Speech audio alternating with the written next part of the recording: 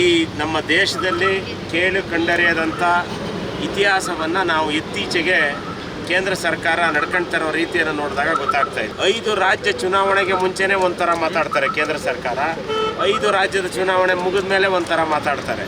ಇವತ್ತು ಇಡೀ ದೇಶದಲ್ಲಿ ಏನು 2005ರಲ್ಲಿ ನಮ್ಮ ಅವತ್ತಿನ ಕಾಂಗ್ರೆಸ್ ಪಕ್ಷದ ಪ್ರಧಾನಿಯಾಗಿದ್ದಂಥ ಮನಮೋಹನ್ ಸಿಂಗ್ ಅವರು ಗ್ರಾಮೀಣ ಏನು NRIG ಗ್ರಾಮೀಣ ಉದ್ಯೋಗ ಖಾತ್ರಿನ ತಂದಿರ್ತಾರೆ, ಅದರ ಹೆಸರನ್ನೂ ಬದಲಾಯಿಸ್ತಾರೆ, ಅದರ ಅನುದಾನವನ್ನು ಕಡಿತಗೊಳಿಸ್ತಾರೆ.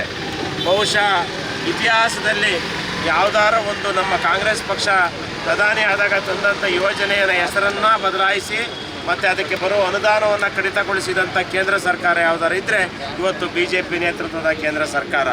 ಇವರಿಗೆ ಬಡವರ ಬಗ್ಗೆ ಕಾಳಜಿ ಇದ್ದಿದ್ದರೆ, ಕೂಲಿಕಾರರ ಬಗ್ಗೆ ಕಾಳಜಿ ಇದ್ದಿದ್ದರೆ ನಮ್ಮ ಮನಮೋಹನ್ ಸಿಂಗ್ ತಂದಂಥ ಏನು ಗ್ರಾಮೀಣ ಖಾತ್ರಿ ಉದ್ಯೋಗ ಯೋಜನೆಯನ್ನು ಹೆಸರನ್ನು ಬದಲಾಯಿಸ್ತಾ ಇರಲಿಲ್ಲ, ಅದಕ್ಕೆ ಅನುದಾನವನ್ನು ಕಡಿಮೆ ಮಾಡ್ತಾ ಇರಲಿಲ್ಲ.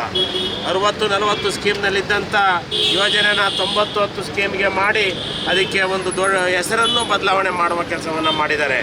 ಇವತ್ತು ಇಡೀ ನಮ್ಮ ಜಿಲ್ಲೆಯಲ್ಲಿ ಇವತ್ತು ₹1 JJMಗೆ ಹಣ ಬಿಡುಗಡೆ ಆಗಿಲ್ಲ. ಗ್ರಾಮೀಣ ಖಾತ್ರಿ ಯೋಜನೆಯಲ್ಲಿ ₹1 ಹಣ ಬಿಡುಗಡೆ ಆಗಿಲ್ಲ. ಈ 2 ಯೋಜನೆಗಳಿಗೆ ರಾಜ್ಯ ಸರ್ಕಾರದ ಪಾಲು ಸಂಪೂರ್ಣ ನಮ್ಮ ಸನ್ಮಾನ್ಯ ಮುಖ್ಯಮಂತ್ರಿ ಆದ ಸಿದ್ದರಾಮಯ್ಯನವರು ಬಿಡುಗಡೆ ಮಾಡಿದ್ದಾರೆ. ಕೇಂದ್ರ ಸರ್ಕಾರದ ಪಾಲನ್ನ 1 ನಯಾ ಪೈಸೆ ಬಿಡುಗಡೆ ಮಾಡಿಲ್ಲ. JJMಗೂ ಬಿಡುಗಡೆ ಮಾಡಿಲ್ಲ, NRIGಗೂ ಬಿಡುಗಡೆ ಮಾಡಿಲ್ಲ, ಯಾವುದೇ ₹1 ಹಣವನ್ನು ಬಿಡುಗಡೆ ಮಾಡಿಲ್ಲ. ಅದನ್ನು ಬಿಡುಗಡೆ ಮಾಡಿಸ್ಬೇಕು ಅಂತ ಒಂದು ಒತ್ತಾಯದೊಂದಿಗೆ ಈ ಕಾರ್ಯಕ್ರಮವನ್ನು ಮಾಡ್ತಾ ಇದ್ದೇವೆ.